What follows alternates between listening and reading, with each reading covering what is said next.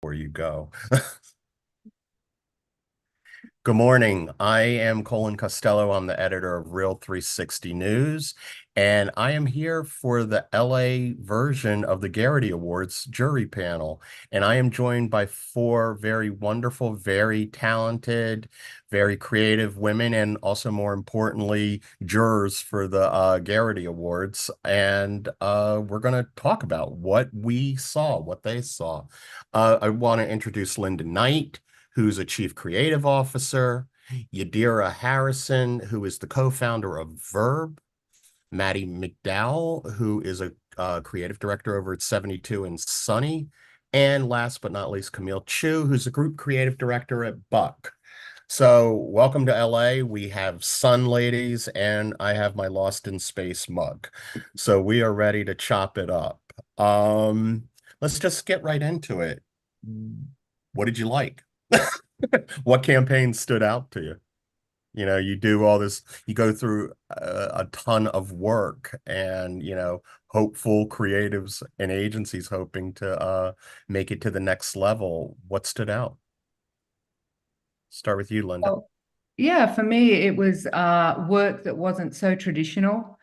Work that I think really resonated out in the world, and people sought those ideas out rather than having them kind of shoved down their throat and not wanting them. So there was a lot of really great work, really great new media. The Adidas goals everywhere, where a city put up all these goals on real objects, and Adidas branded balls everywhere. That was great. There was the hour-long musical Tramway to Love about public transport in Germany, which got standing ovations. That was cool. And then I think there was another one, VW Sans Emission. It was on a Canadian TV station that has no programming from 2 a.m. to 6 a.m. And they call it sans emission, which means no broadcast. And it also means no gas emissions. So they had an electric vehicle there and a comedian doing 4 hours of stand-up comedy, which is such a great idea and such a great use of Wow. the medium. I can't speak to how funny it was. I don't think we really saw much of that, but just it's smart, very smart, simple idea. So those were the ones that stood out for me. Interesting. Camille, how about you? Yeah, like we definitely have a lot of crossover in some of our standouts. One of the ones that really stood out to me was the IKEA Proudly Second Best. I loved just taking that very simple idea and even simple execution style to tell that moment where, the parents are always going to be the child's first choice. But the furniture that IKEA provides is that proudly second choice option. So I thought those were done really well.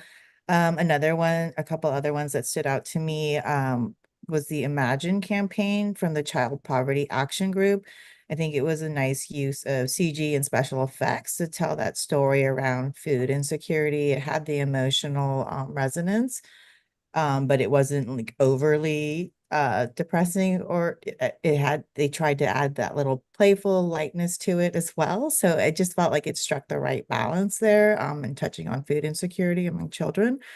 Another one I think the whole room loved was really just like, really seizing that coronation moment for Prince or King Charles, and the Burger King activation where they printed all those special crowns. And so that one was a real standout for the jury room as well. Yeah. Nice, nice. Maddie, how about you? Right down the line. I mean, definitely in agreement with some of the campaigns we've already mentioned. I think the goals everywhere one, which was just such a simple idea that really got people to like make that connection moment themselves of like, oh, this kind of rectangular shape suddenly has become like a goal and a place to play was really Mhm. interesting.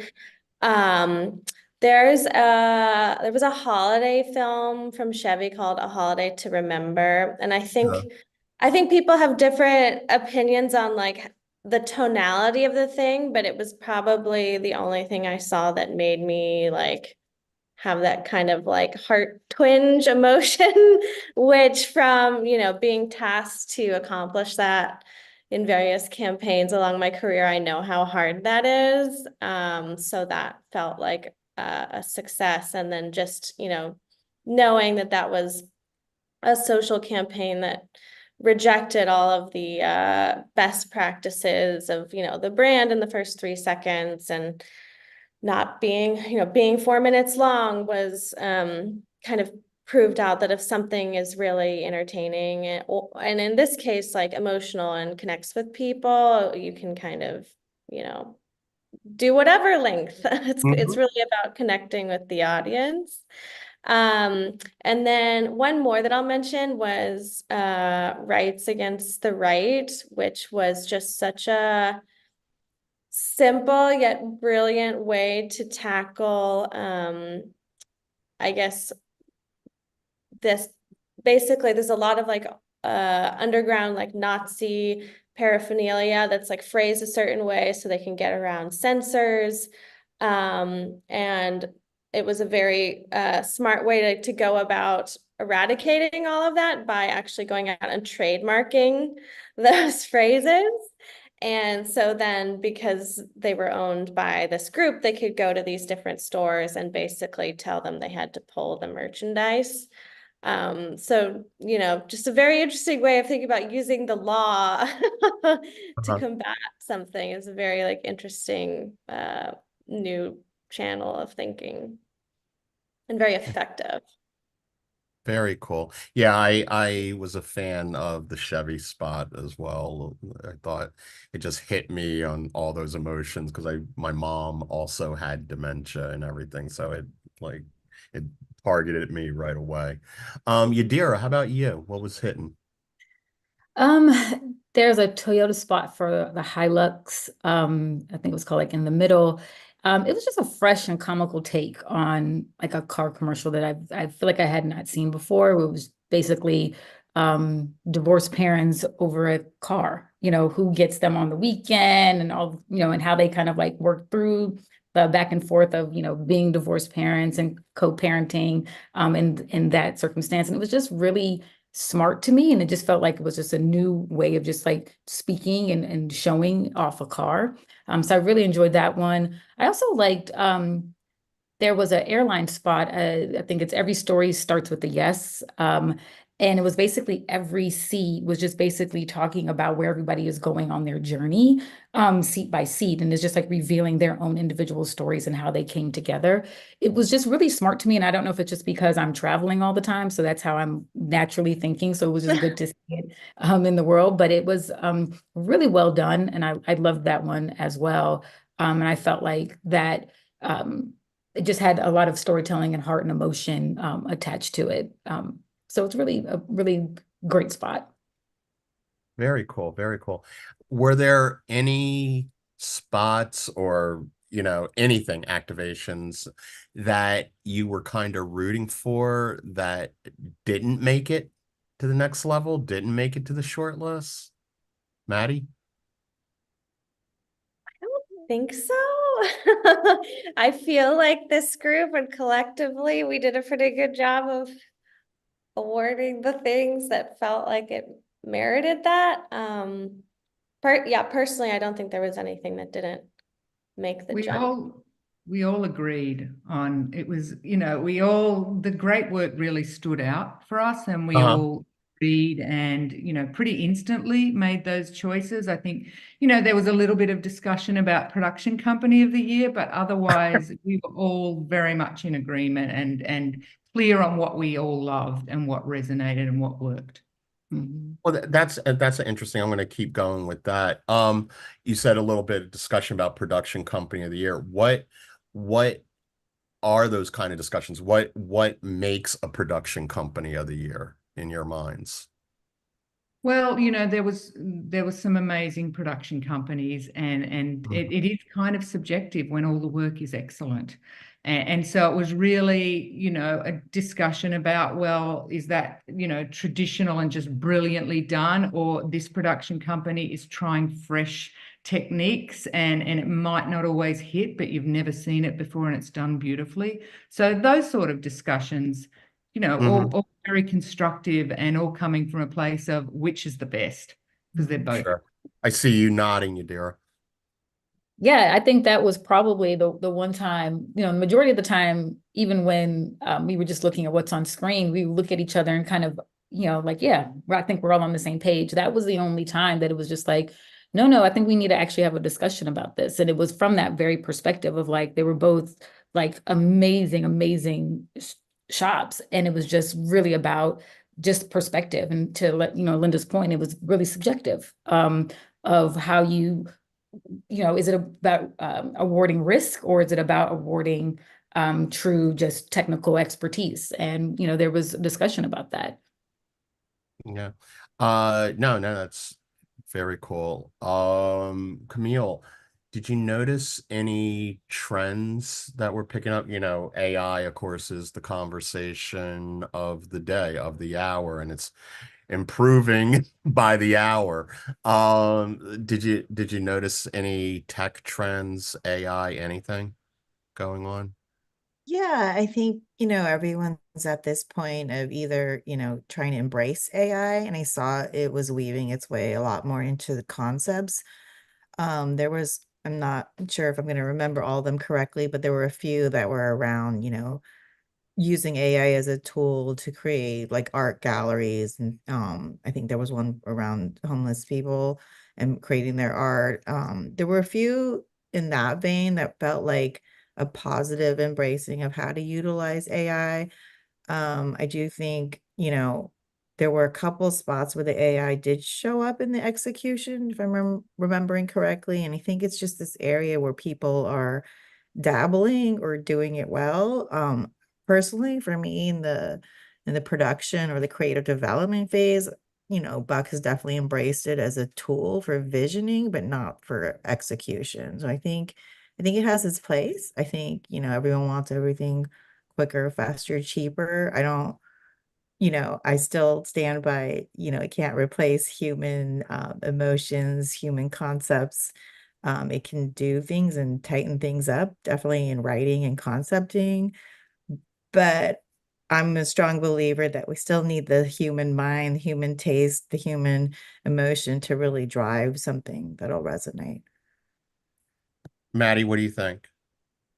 I totally agree with that. I mean, I think there were several campaigns that were like an AI art gallery, and it just felt kind of empty. I don't know. Like if you were gonna go try to depict like the emotional experience of being homeless, I think was the intention. And I mean, I guess personally for me, like AI art, I mean, it is lacking that like human element. So it just felt like an odd. I totally understand why they did it, because, these people then don't have to be artists, but like maybe they could have talked to an artist to help express their emotion. Yeah, I definitely think we've got a ways to go in terms of like the final execution being AI driven and feeling. Well, Um, let me put this out there because yeah. I'm on both sides of the fence. On the advertising fence, I see side of the fence, I see, AI being embraced a lot. There's articles that there's a lot of I agree with everything you just said, and you'll know why. But yeah, there seems to be more of an embracing on the advertising, marketing, that whole side of the fence. But last year, I also spent 6 months striking as a writer against AI. So Mhm. I'm like in this weird area. Okay, there's a lot of positives, but I'm also on this side. So why do you think there is such a difference between those two sides?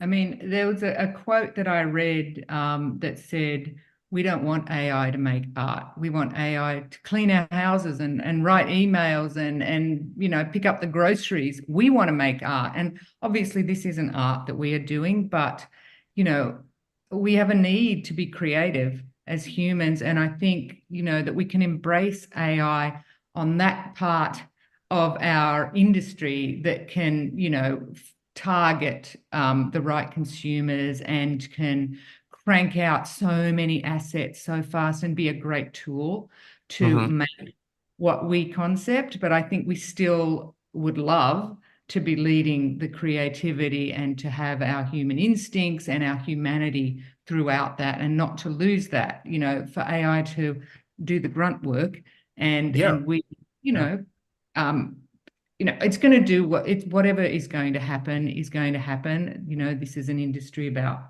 making sure. money. I hope that some, human creativity survives. I think it will. It has to. I think It's that's a become good souls. point, Linda. Like, I think AI is really good at when you need to make a ton of things, and like human creativity has created a certain, like, maybe suite of elements to use, and AI can help combine those things or target specific audiences. Like, I think that's a really effective way to use it, but it's it's helping, I guess, get the right message to the right person at the right time, but the root of the thing was still designed and crafted by people. Yeah, exactly. I see you nodding again, you do.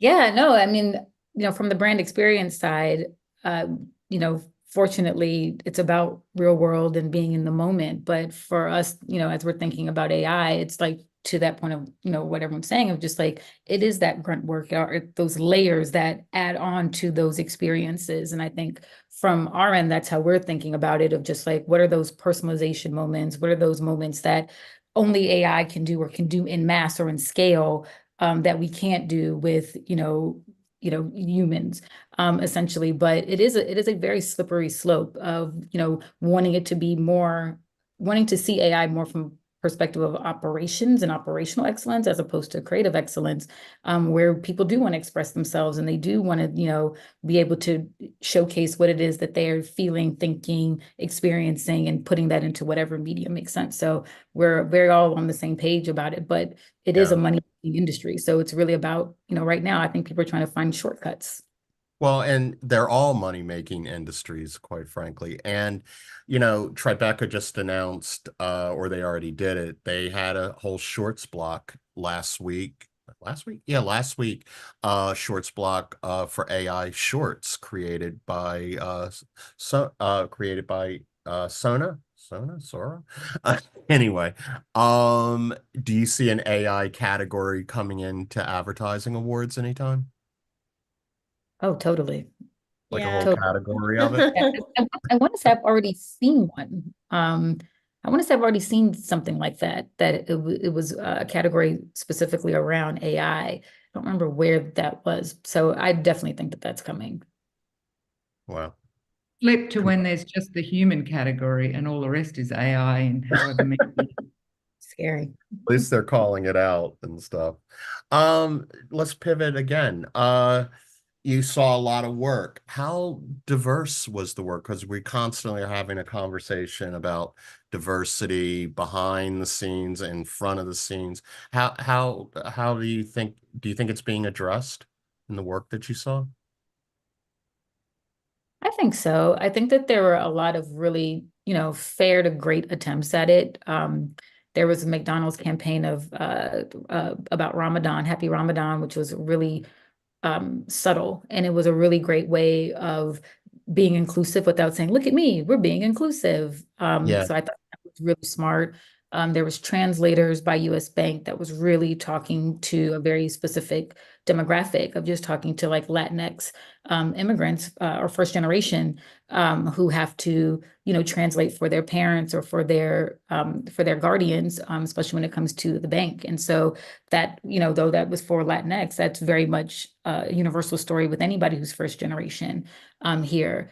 And then, as folks already talked about, like the rights against the right of just like how to use your platform to speak up and against, you know, discrimination, essentially. So I thought that those were, to me, the really three really great standouts. But I think that there were a lot of attempts and a lot of really great work that really started to address diversity and inclusion.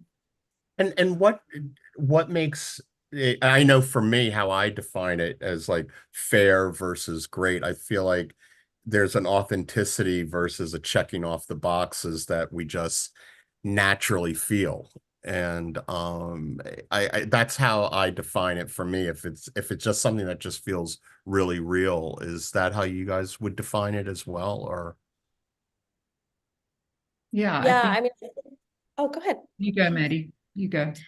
I definitely think there's a difference between just a casting spec and then trying to tell a unique story that resonates with that audience. So if you could just, slot anyone into the role and it just feels generic, I think, it is important to, even when the message is not, the thing is literally not about diversity and inclusion, to still have that frame of mind, because I think the best ads are when you get to something specific, and detailed, and that is really rooted in people's lived experiences. And sometimes I think historically the like human insights we've mined have been from, one kind of predominantly white perspective. And so continuing to keep that lens as you look at all kinds of work, I think is important. well, that's why I think, again, going back to the Chevy spot, I think that's why it worked. We've seen a gazillion heartwarming spots, and there was Mhm. just something. There was something about the emotions, the approach, obviously the text with the editing and the score and all of The that. But music, there John was Denver really did a lot for that ad. John Denver did a lot. You need emotion, folks. John Denver. No, but there was an authenticity to it. There was a realness to it. And that's Mhm. that's With what a I love simple, seeing.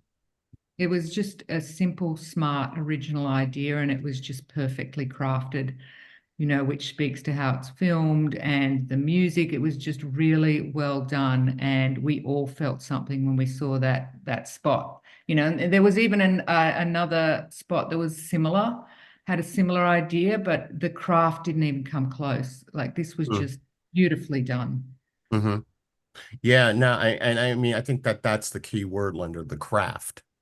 It's like, starting, and I think it was you, Maddie, that had also said it, starting with that good story, because all the things that all these works have in common is they all start from a singular, really good idea or a good story Mhm. that's relatable to me. I mean, because at Yeah. one point, if you have a parents, you're going to go through what we saw in that spot, Mhm. Yeah. on both sides of the coin. Yeah. Yep. So so the last time I believe the LA jury was during COVID, so I guess it was all done remotely. How was it getting together in person to do this? It was great. Right. I'm sorry, go Yeah, ahead. no, yeah, no, that Camille and I bonded over fashion and glasses Our and big glasses. you know, it was amazing. It was amazing to meet all of these amazing women in person and to really Mhm. just talk through the work. And there's just nothing better than when you just look across the room and you're just like looking at each other like, are you saying what I'm saying? And it was just great. It's just so validating because you just know that you're not the only person who's having those thoughts. So I loved it. That's great. Yeah, I mean, it's completely different remote versus in person and everything. Yeah, No, you I were love the moments, even when we were, I'm not going to call out the ones a lot of us aligned on that we were like, okay, this is so not funny in the humor category. And it was like, we all had the same reaction, which was nice to be in a room full of people. I loved the blend of the jurors. Like it was like we had people from PR, production companies, design companies, and ad agencies, experiential companies. So it was really nice to be like, okay, so we're all creative. We're all women who've been schlepping away in this field, like, but we all like strangely have like, kind of collectively created this bar of what we think is good and what can cut through. I did want to bring up this one spot that was trying to speak to women that it was nice to be in a room full of women to talk about was Worth It Resume, the L'Oreal Paris social campaign.